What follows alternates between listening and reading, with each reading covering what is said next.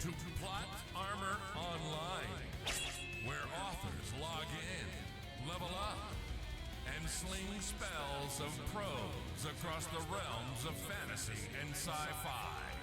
Dive deep into world building, battle-broken character arcs, and explore magic systems that defy the laws of reality. And maybe logic, too. Each week, a new companion is summoned to raid the latest releases and roast tired tropes with fiery hot takes. Whether you're crafting the first chapter or slaughtering darlings in your 10th rewrite, grab your quill, equip your shield, and roll for initiative. This is Plot Armor Online, hosted by Kevin and Matthew, two scribes on a quest through the multiverse of authorship.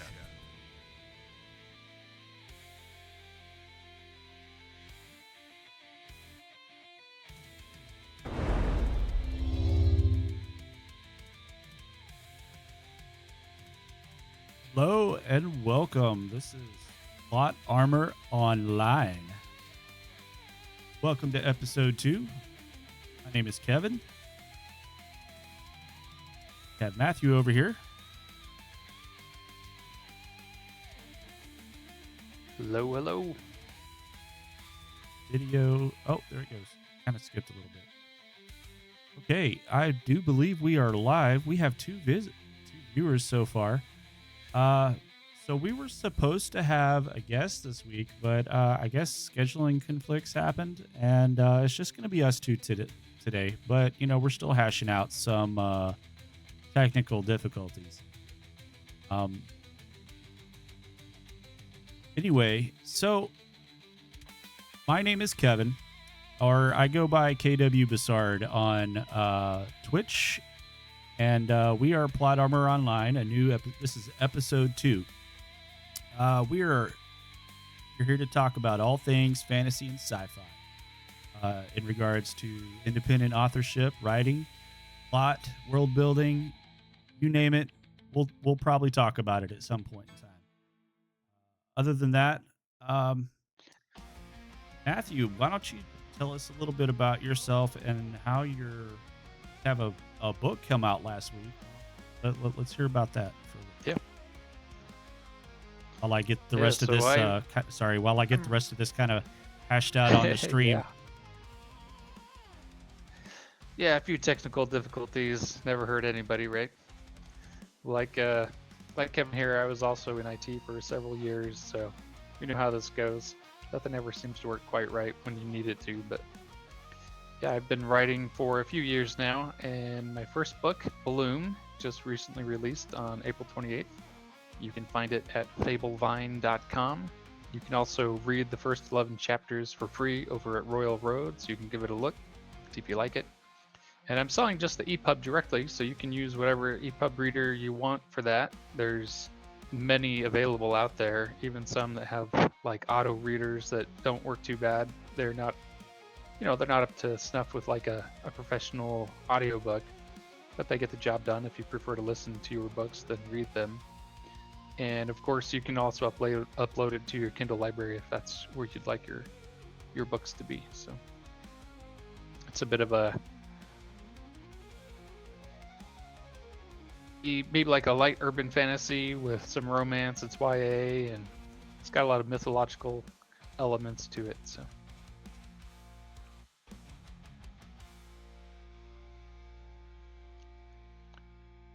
No, we don't have our main guest here today, but we are always looking for more guests as well. So you can look us up on X, and they're in our we have a post down there where you can fill out a form to be able to be a guest on here. If you look through our posts, so. Always happy to have more people to interview. Last week we had Nicole, but fortunately that didn't go. We had technical difficulties then too, so we'll have to have her on again sometime soon. Why is it showing on the real stream? popped up on the restroom.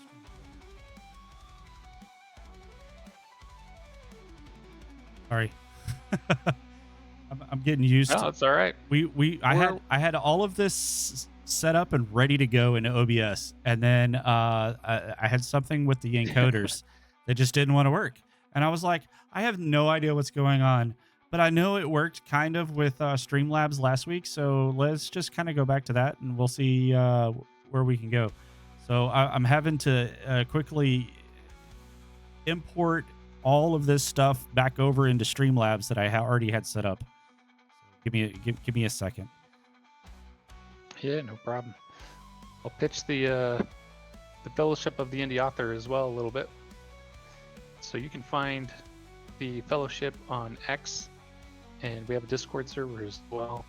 It's a big group of authors and writers and artists, and I think we got some editors on there and YouTubers, podcasters.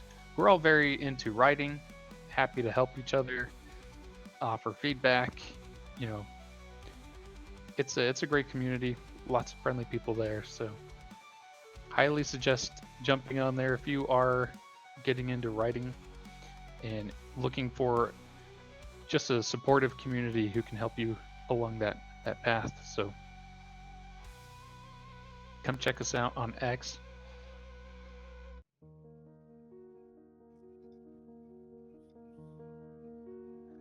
A few other things that I'm involved in that you can look up. There's the Apex Writers Group that was created by Dave Farland before he passed away a couple years ago, and it's another great group of writers who have several actually events every week live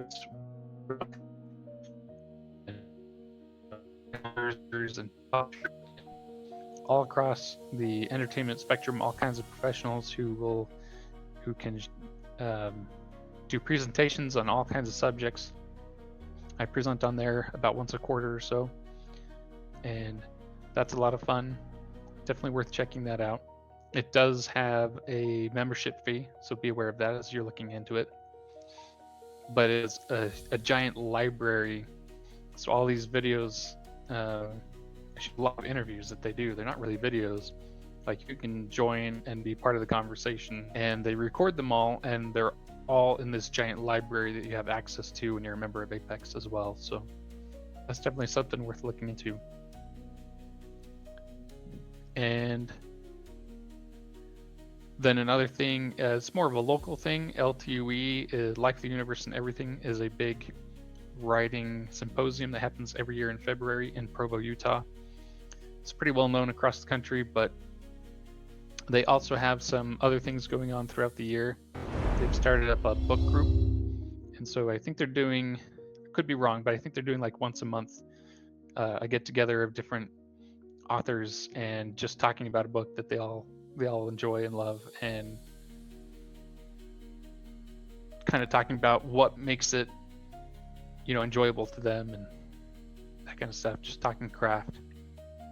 So Okay, we're checking them out too. I think I'm about as ready as we're gonna get. I All don't right. want to make you talk all yourself. So oh man. So today,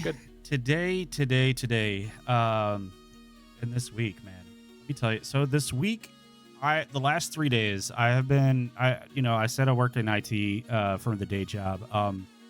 Last 3 days, I essentially had to rebuild an entire floor and create them on their own network. I had to rebuild while users were waiting a DNS server and Active Directory server. Let me tell you. And then on top of that, trying to get this stream and everything going. So we've had quite a bit of stuff revealed this week. A little bit of news. I know we have Matthew published his book Bloom this past Monday on his birthday. On our episode 1 Saturday last week, we had our Russell Carroll's birthday, dog walking author himself. And I don't know if did you ever see if he reached his purchase count or his buy count, like his goal for the month? Indie author. I don't know. I haven't heard. Oh, well, I know he was pretty close. He Sure, hope so. was pretty close. And then I kind of cheated. So next week we have Mr. Tyler Kirk on the show. Great. I watched his stream on all caps. Monday, Tuesday. And I was interfacing with him as Plot Armor Online through YouTube because it wouldn't let me change my name. Nice. So I was in the chat as the podcast teasing with him. But anyway, so we actually we got him coming on the stream next week, and I got a couple things. Oh, so there's Mr. Tyler Kirk right there, holding up his proof copy of the new edition of Arsonist, which is is it live now, or is it's I think it's yeah. Oh, it was released It's today. It was released today, so it is published as of today. Hold on. And it is I think he's got it on Kindle Unlimited, so go over to Amazon KDP, check out his new book. And then I've got there it is. Yeah, he posted this the other day too. I thought that was kind of cool. Little wanted dead or alive the arsonist porcelain doll picture. But anyway, so we got him coming on next week. We'll talk with him plenty. And then some of the other cover reveals that I have on here. Let's kind of go down the line. So some news. Mr. Timothy Wolf actually hit his goal of 100 ratings on The Whisper That Replaced God. I haven't had a chance to read this. I do have it on my Kindle. I know it's on the to be read list, but that's awesome. 67 reviews and 100 ratings at a 4.26. That's fantastic. Pretty impressive. So as we keep going, let's see. We have S.S. Fitzgerald. Hold on, let me make this a little bigger so y'all can actually see this. Y'all can see this cover. So it looks like it's like a post-apocalyptic zombie. It's got some soldier silhouettes right here with burning city in the background and what looks like zombies right about here. Bottom thing. That looks pretty cool. That's a pretty cool looking cover. Yeah, that's a great cover.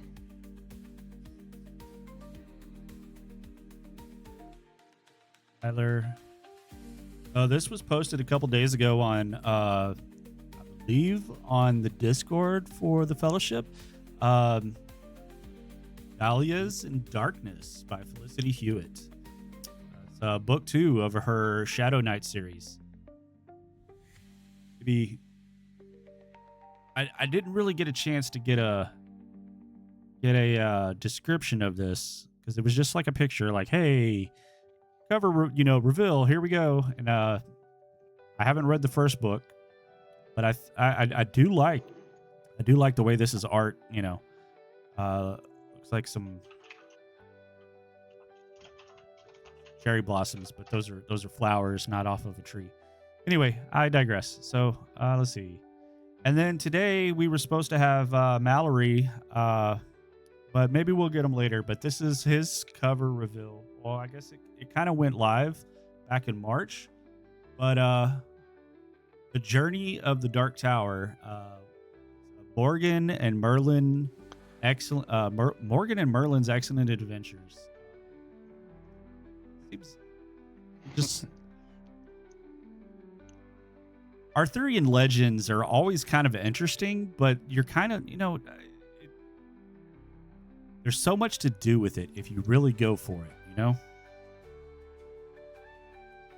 Yeah, and I don't know if he's intentionally evoking Bill and Ted's Excellent Adventure or what. It sounds like it could be kind of fun and silly. Party on, Matthew. Magical and yeah. Party on, Wayne. Be excellent to each other. Here's another one that revealed. I saw this on Discord. This is the universe of Avil. I hope I pronounced that right. Galactic Gazetteer by Richard E. Robertson. Yep. That is it. It almost looks like it's coming from the moon, perspective wise. I may be off on that. Great looking cover though. Great looking cover. And then we have Haley Anna Marie's new cover reveal for the her Elementus series. It's actually a pretty. I love the purple kind of blood aesthetic. Almost looks like it's ink. Yeah, that's another beautiful cover. I love it. And that's Tyler Kirk. All right. So we've already seen that one. All right. We are up to 12 viewers. I don't know where exactly they're at. Twitch, are y'all in YouTube? Y'all can interact with us if y'all want to talk, and maybe I just can't see it on my Streamlabs. But glad to have y'all. Thanks y'all for tuning in. So Matthew had a presentation going on this week, and you were talking about plot twists, correct? Yeah. So besides the stream going haywire, let's plot twist. Twist. I've used that term so many times as a meme, because you could be like, I'm walking down the street one day and I've got a handful of something, and plot twist. That's not what it is. So why don't you? Yeah. Can we maybe go through that? Is there something we can talk about without your presentation material? Because I know you were trying to do a presentation class. Yeah, absolutely. Yeah, I do this. Like I said, I do that for Apex regularly, about once a quarter. I do these presentations where we kind of do a deep dive into different writing techniques. And my latest one was on plot twists. And one thing to know about me is that I'm very much opposed to the concept of rules when it comes to writing rules, writing guidelines. I don't think that that's the right way to even think about it. I think they're more like techniques. And so when you think of something as rule, that makes it sound like if you know the rule, you know how to. If there were specific rules to writing, then if you knew those rules, you should be able to write a great book. But it's just not that simple. And when you think of them more as techniques that take practice to learn, and then also some amount of experience, wisdom gained through experience in writing to know how to implement those techniques, I think that's a more useful way to think of these kinds of things. And so with plot twists, one of the things that I kept hearing as I was learning all about writing, going to different writing conventions, watching all the YouTube videos, reading all the books, there was a consistent theme when it came to plot twists that there was a specific way that they had to be done or were expected to be done. Sometimes that's called, one way it's summarized is surprising yet inevitable. And that's just one of three of plot twists that I really started digging into this. And I call that the payoff twist, because you have setup and payoff, right? And so with that kind of plot twist, you're setting up clues and hints throughout the book. You can think of it as kind of the quintessential plot twist. The most famous example that everyone likes to cite is The Sixth Sense, because that was a great movie that the ending kind of blew everyone away when they found out the big twist at the end, right? No spoilers. And it was all set up along the way. Yeah. So that's just one kind of twist, though. And while it's definitely a very powerful kind of twist, I get sick of hearing that it's the right way to do it or the only way to do it. And so a couple others that we can discuss. Sure. But for example, so the three that I came up with as I was looking into this were the payoff, right? That first one. And then there's the pay up and then the payback. It's how I kind of categorize them into these three different types of twists. And again, this isn't meant to be an inclusive list. Like these are the only ways to do a twist. And really a lot of them can be mixed and matched, right? There's kind of a Venn diagram you can put here where you can use all three to some degree. I would say that, and I'm sure there's more out there if you start digging and looking into it. the way I usually do it is like totally. I don't know. There's no pay to it. It's like pay. I guess it would be the twist. I mean, it would be like really twist because it's like surprise. No. Completely unseen. Yeah. Unexpected. All right. Like so let's go through these. Out in you might out in left field kind of twist, you know. Yeah. You might find that one of these later two match because it doesn't match the first one, right? And that's what I found as I started looking into this is when you're actually reading stories and watching movies or consuming any kind of story-based entertainment, that's not the only kind of twist out there. Is the ones that have been set up. Where you get that kind of course moment when it happens. You're like, oh, of course, that's what would happen. You've been setting this up, and now that it's happened, I can easily connect all the dots and see that this is where the story was always going to go, even though it's still surprising in the moment. So let's jump to the next type, because I think everyone's kind of familiar with that first one. The next type I call the pay up. And this is, I name it pay up for the effort that goes into complicating the story after the fact. And so it's rarely the big twist at the end of a story, though it can be. And it's more often kind of the twist at the end of a middle part of a story. Like if you have a trilogy or something, oftentimes the second one will use this kind of twist. But more often than not, it's kind of the hiccups along the way in a journey.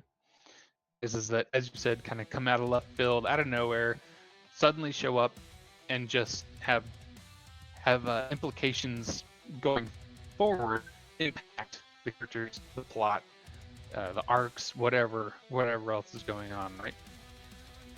A few examples of these. Sorry for the never watched Star Wars.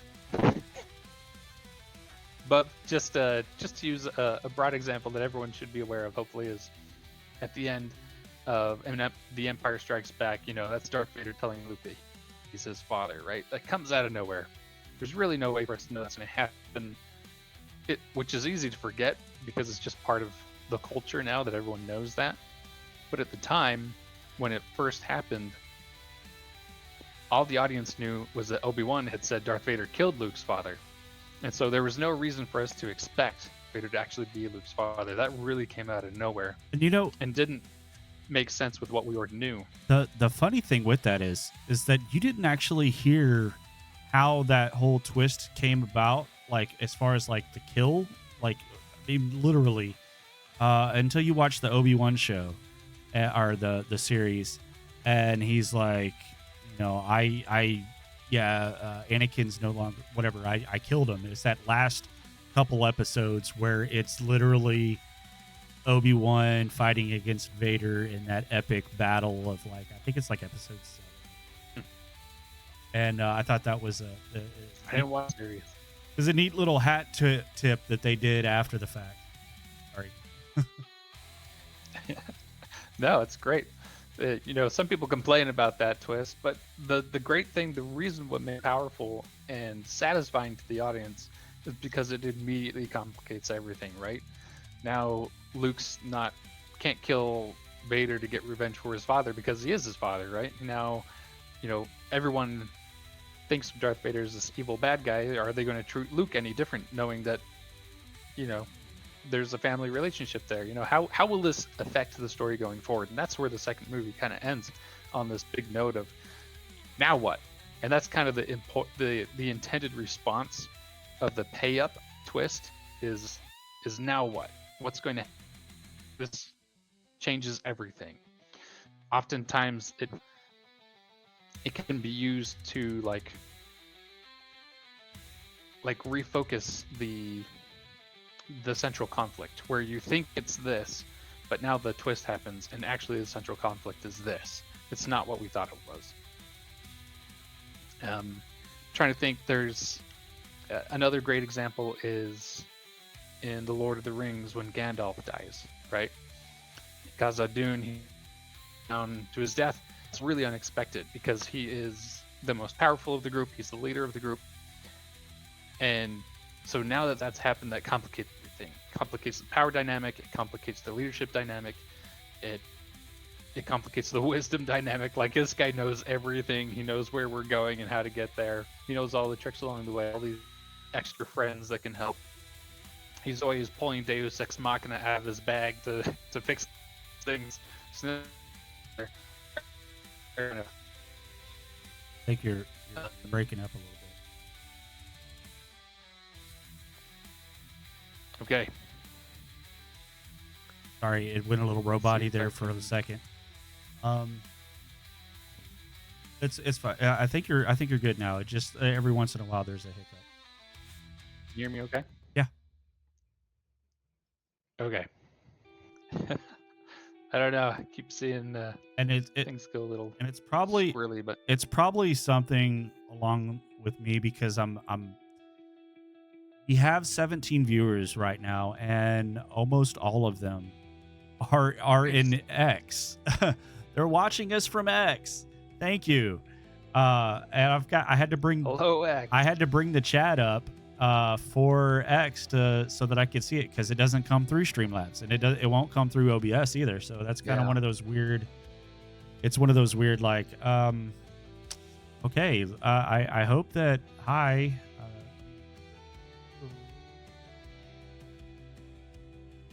Oh, it does come through Streamlabs. Nobody was talking. Okay. Well, then I'll minimize that so I can save on some window resources. And I'll let you continue. Sorry, I didn't want to interrupt you. No, that's great. I'm glad we have a chat. Hello, X. Welcome. We'd love to hear. And that's kind of one thing with this. When I give these presentations, I like to do them live at conferences, but also when I'm doing them online, I very much encourage the audience to join in, because this isn't just about me telling you how things work. It's actually, that's kind of what I loathe about a lot of these kinds of videos and presentations, is that it's really just me discussing what I've learned and sharing it with you, and hoping to learn from you as well and see what things you notice and what things connect with you and your writing style and your experience as a reader and all that kind of stuff. So, but just to conclude, we'll go to the final of the three, and that would be Payback. And this is another one that, like the second one, kind of comes out of nowhere, right? It's not expected, but it is different from the second one in that it's something that the audience hopes for, even though they don't expect it to be possible. And so I named this one Payback for the effort that it takes into crafting kind of this emotional context that makes the twist satisfying, even though it's kind of a Deus Ex Machina thing, because it provides a cathartic sense of justice to the audience. Like this is what should happen, even if it doesn't make sense for it to happen, or even if there's no, build up to it happening. It kind of comes out of nowhere, but it invokes a yes response. That's exactly what we want to happen. And there's a few examples of this. Again, we'll go to popular ones that we won't be spoiling big things for anyone. Season 2 Star of Wars is a great example of this. Season 2 of Mandalorian. Sorry, go ahead. Season 2 of what? The season 2 finale of Mandalorian. That's the you'll have to explain. Go for it. So Din Djarin is on this ship. Got the child with him. They're all fighting against this dude, and all of it looks like everything's like gonna be lost, and all of a sudden, ship shows up. Lo and behold, our savior, Mister 5 years after Return of the Jedi, Luke Skywalker shows up and completely owns the Dark Troopers. Mm. Such a great payoff, dude. I was cheering that whole scene. And that's great. Yeah, I haven't seen it, but that sounds exactly like what I'm talking about, where it comes out of nowhere, but it just feels so good. It's exactly what you want to happen, even if you don't know you want it to happen. When it happens, you're like, yes. There goes our soundboard. Nice. Did you hear it that time? Yeah, I Sorry. did. Yeah, so I as we go with this podcast, it's a learning experience. I have never dealt with any kind of like, audio mixing or anything like that until I decided, hey, I think a podcast would be fun. You never and if it's just you, I said this like last week too, but it really didn't get to air. Um, if it's ever just you on a stream and all you're doing is just like streaming some video games and stuff up there, easy as pie. When the minute you're trying to add in other people's cameras and you're trying to add in Audio. other people's cameras and you're trying to add in other people's audio feed and you're throwing in other sources and whatnot, is it compounds the problem of the stream exponentially. Last week we were good to go, great and everything, and then all of a sudden audio just decided to cut out. We did an entire hour show with Nicole from the Fellowship, and there was no audio for Matthew or Nicole, and I feel so bad because Poor Nicole. That's like the second or third time that's happened to her. I really would like now, once I get everything going, maybe get her back on the show and at some point. Yeah, But definitely. I don't know. Maybe she we'll give her some time. Uh and but I've learned a lot just trying to get this pod show or this podcast going for us. And I really appreciate the expertise that Matthew brings to the show. Me, don't look at me. I'm just a video game nerd. Oh no, you're bringing the tech expertise. I'm an IT guy. I'm a video game nerd. I love deep diving into lore of you know whether it's Star Wars. This is the May, by the way. It is Star Wars month, and then tomorrow will be our the Tomorrow's the normal 4th. kickoff. But um, you know, I have so many genres that I enjoy writing fanficting for, whatever. I'll come up with ideas and I'll just be like, I really love to do this.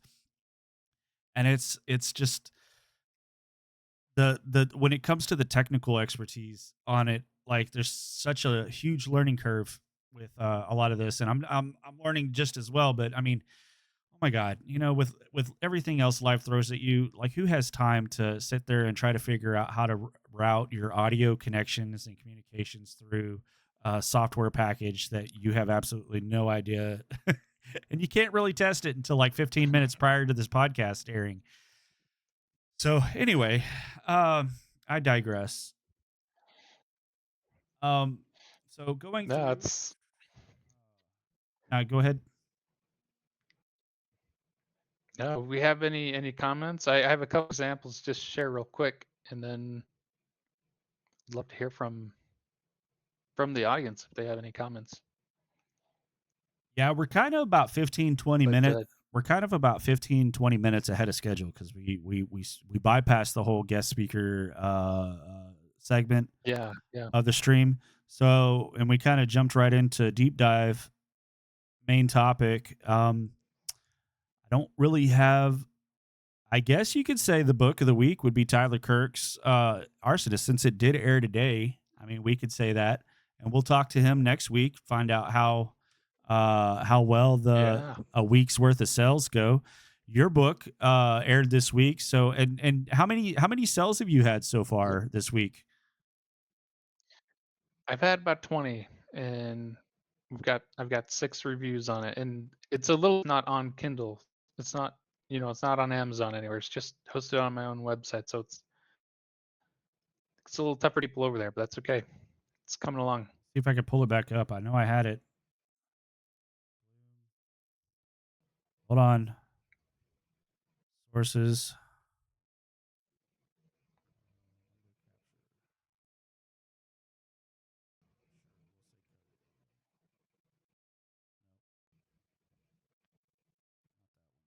While you're doing that, real quick, I'll go through these last two examples for the payback.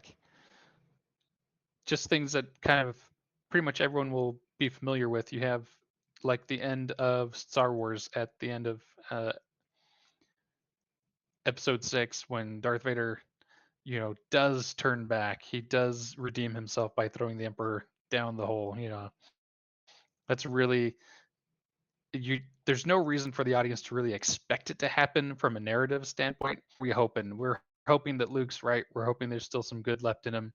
And when that moment comes and that happens, it's very cathartic. It's a very yes moment, and it has consequence too. It's not just an easy solution to the problem because now, Darth Vader's basically Anakin now has sacrificed himself to save his son and really kind of the whole universe at that point. And another example that people should be familiar with most likely is Gandalf coming back to life, right? We have the pay up surprise at the end of Fellowship of the Ring where he dies unexpectedly, and then we have the payback surprise at the beginning, or near the beginning at least, of the Two Towers, where now he's back and he's more powerful than ever, and it just feels right.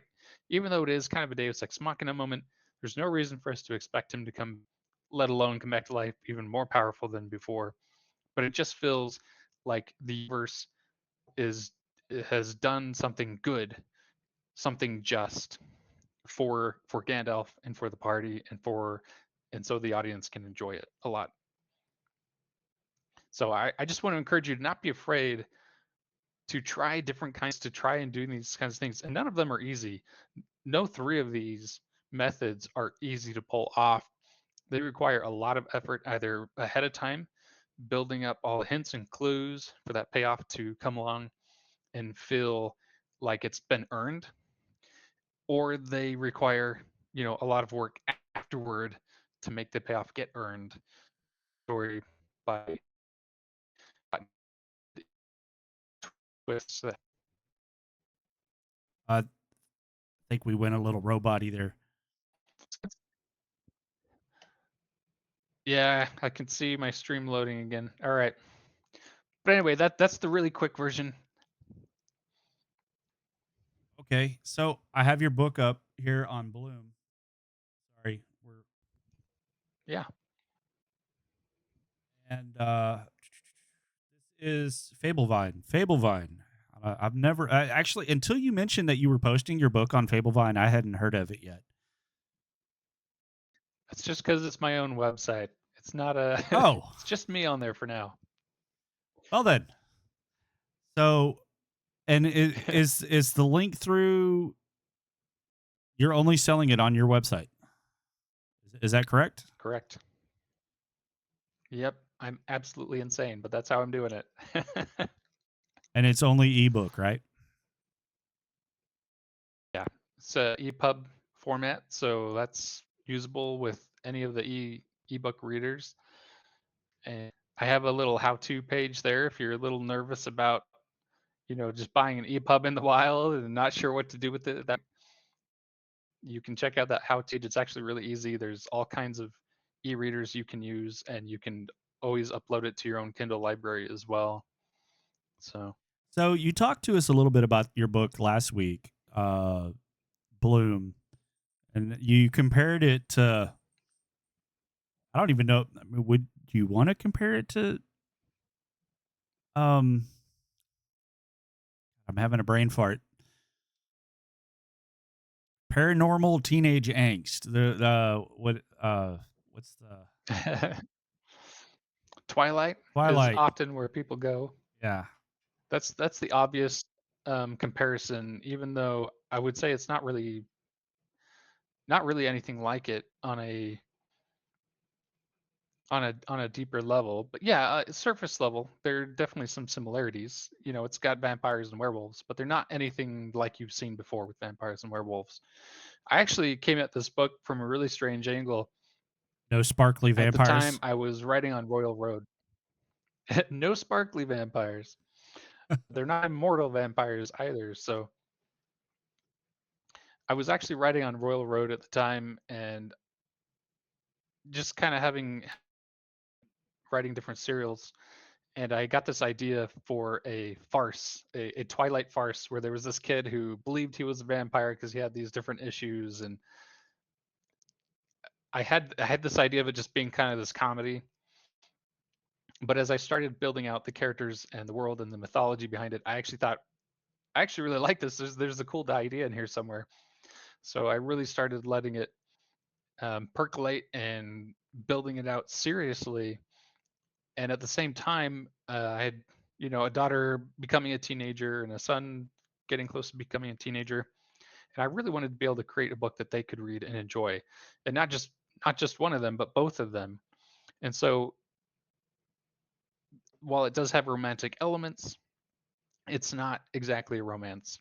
While it does have coming of age elements, it's not a of age story. It's kind of a mix of a few different things. So would you And that's intentional because I wanted it to feel. Sorry, go ahead. classify this in the young adult uh area? Yes. Yeah, young adult for sure. But it's a mature young adult, and by mature I don't mean content wise. I mean theme wise, right? It's got some darkness to it. There's a lot of themes of grief and overcoming grief, and there's a lot of there's kind of the typical coming of age, learning to accept yourself, but also in a way that is more about um, what's the right word for it? I'm kind of losing it. Let's see.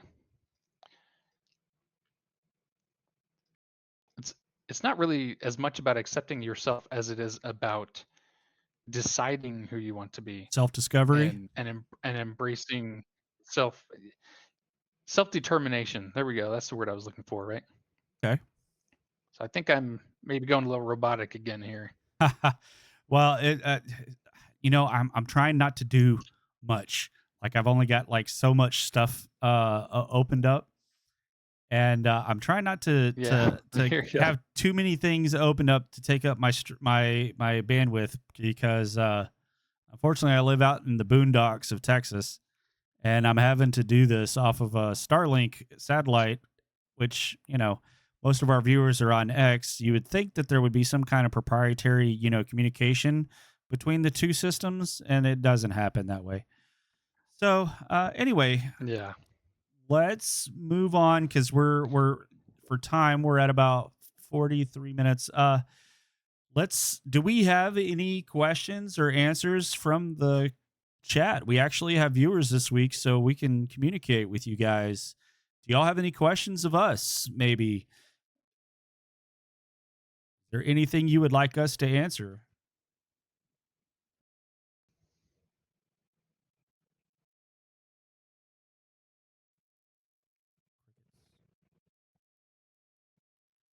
I guess Not seeing I don't any know. comments on the X video. I sure hope, there's a huge number of bots on X, and that's where most of our viewers are coming from right now. You never know. We got one on YouTube and one on Twitch, and then we've got 15, I'm guessing, through X. And I don't know which one you might be one of them, Matthew. And my wife's on the other side of the room watching on her phone or computer, and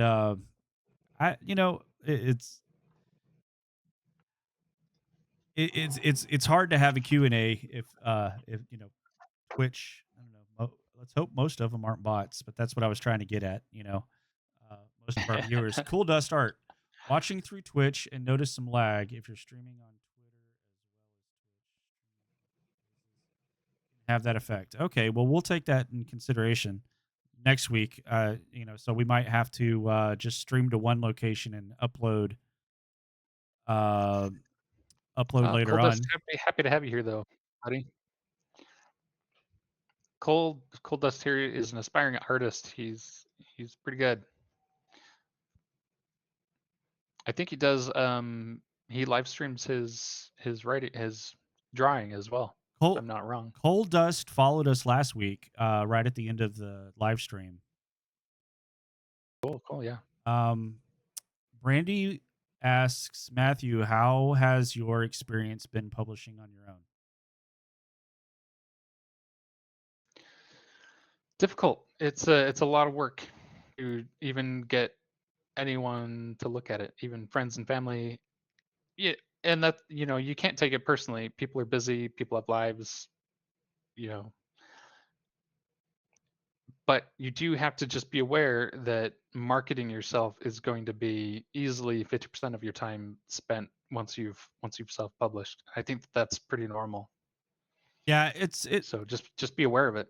that is a huge question to really answer because there's so many levels of that. You have you have the writing, obviously. You're going to write the you have your Mhm. manuscript, and then you have to do the editing. You have the book cover that you have to come up with on your own.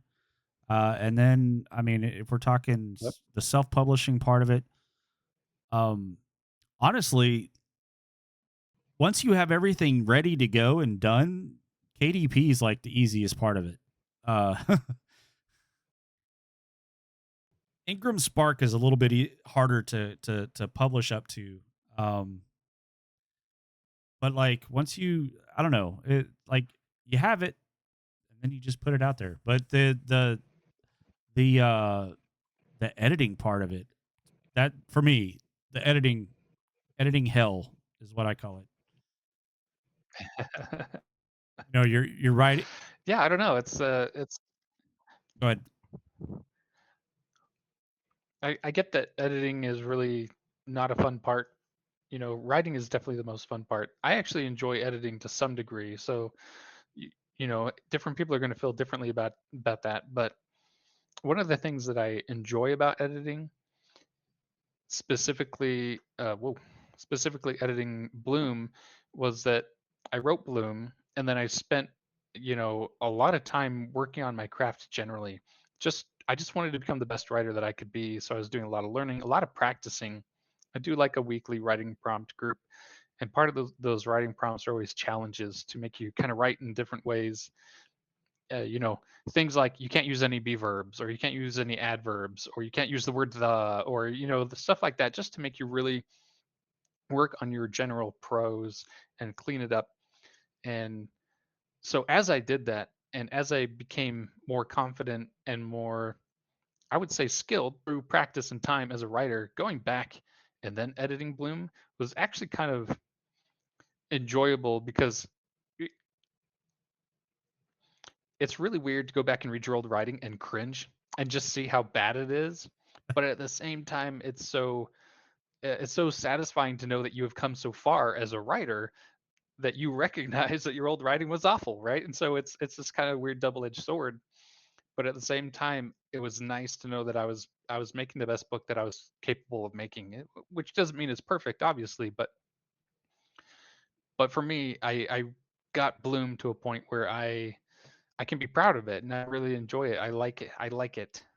Nice. And I hope that as a writer, you like what you are writing, because you're really your only guaranteed audience. So if you're not liking it, I would move on, maybe find something to write that you are enjoying writing, and that maybe even you enjoy editing to some degree, in the aspect of making it the best that you can make it, at least, Yeah. so that other people can appreciate and enjoy it. No, you're writing a story that's coming out of your head. So I mean, it should be a book that you Mhm. enjoy. I mean, you should be its biggest fan. And if you're sitting there trying to get it out on Exactly, this yes. out on the page, and then I mean, granted, when you're starting out and you're getting it all done and everything, you're typing it out, you're all excited, you're getting that prose out, you get that rough draft done, and you're like, done, I'm good. 67,000 words. And you're like, wait a second. And you go back and you reread it and you're like, okay, yeah, oh, this needs work. This needs work. And then, you do it again Yep. and then you do it again and then you do it again. And, 4, 5, 6, 7, edit version 26. You're still like, man, who's writing this crap? And I'm missing periods. There's commas. Yeah. By the time you get that point, hopefully that's all you're Yeah, finding yeah. is like little punctuation errors and stuff. Misspellings. Oh, I forgot to put a space here. Oh, my keyboard put 2 spaces here. Oh man. But you do. I sent out my art. Sorry, go ahead, finish. I was gonna say, but sometimes you do have to take the break. Like you write it.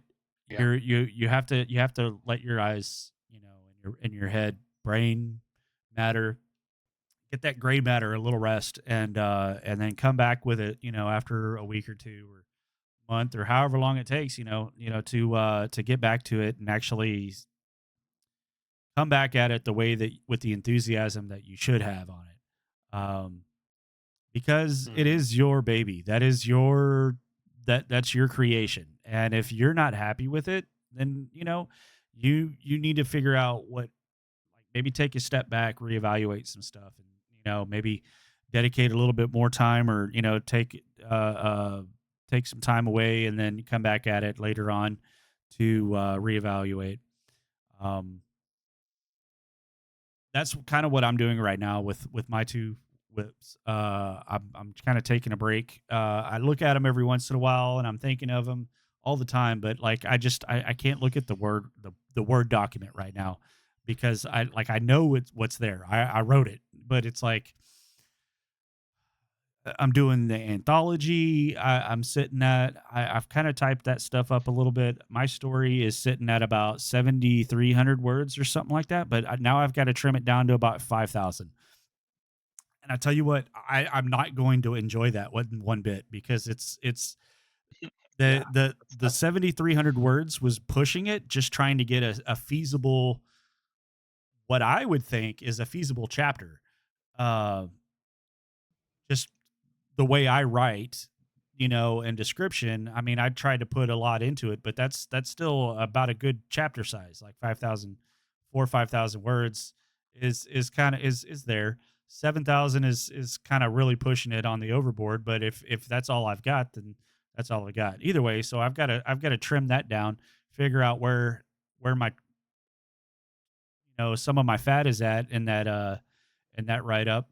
Good thing is it's I've got it segmented into about 7 scenes, give or take, for that 7, so about 1,000 words a scene. I might be able to trim a little bit more than I think I can. So, maybe take don't need this, you know, toss it out. So we'll see. I've got a month to do that, but it'll be an interesting thing. I'll send it to you at some point, Matthew, so you can kind of read over it and tell me how bad. Yeah, Tell absolutely. me I'd love tell me to. how bad I am at. No, no, But I really actually enjoy beta reading, so it is very Lovecraftian with a little bit of grimdark and speculative fiction on it. So nice. it's with the anthology. Sounds good to me. It's it's got a scouting group that has to go find a location and report back because they lost contact with this town, and they go out there and they find something else, and then 2 of them go missing, and the whole world is just kind of going crazy. So it's like, yeah, it'll be fun. But yeah, anyway, so we are nearing the end of the time. Is there anything else that we need that we chat wants would like us to answer? Because otherwise, I think we're gonna wrap up today. Oh, Mallory, bloody hell, just seen this. Oh, Valerie, that's okay. We'll get you at some point in the future, brother. Yeah. Doing this every week. We'll get you Back. He said I have this down for 9 p.m. my time. I'm so sorry, mate. That's all right, Mallory. We'll get you in a future week. We kind of already aired today. I don't want to go on for too long. Usually these podcasts, I know we're episode 2. These podcasts are only going to be about maybe an hour, hour and a half long at max. I really don't want to push it more than that because then we just kind of get in. Yeah. Unless we're just having a good time. If we're having a good time, then hey, we'll banter back and forth and whatnot. But Yeah. until then, I wish all of y'all thank you for coming and seeing us for our first official live show on Twitch, YouTube, and X. We'll probably what we'll do is we'll cut it down to maybe uh, Twitch and YouTube, and then we'll post the video links on X later. Um, But I don't know. I mean, most of y'all are watching from Twitch. Is it coming across okay? I mean, Max. huh? From X, really? Is that where they're watching from? Well, yeah, most of our viewers I've right got a now couple are on are Twitch. coming from X. So I guess we'll see. Yeah, I yeah. haven't been seeing any chat come across except for what I sent and what you sent. So I don't know if it's like maybe is there a chat setting that's not on or something, or maybe we just got some quiet viewers. But Yeah, maybe. anyway, we will bid farewell to you this week. May the 4th be with you tomorrow. And just remember that this is the May.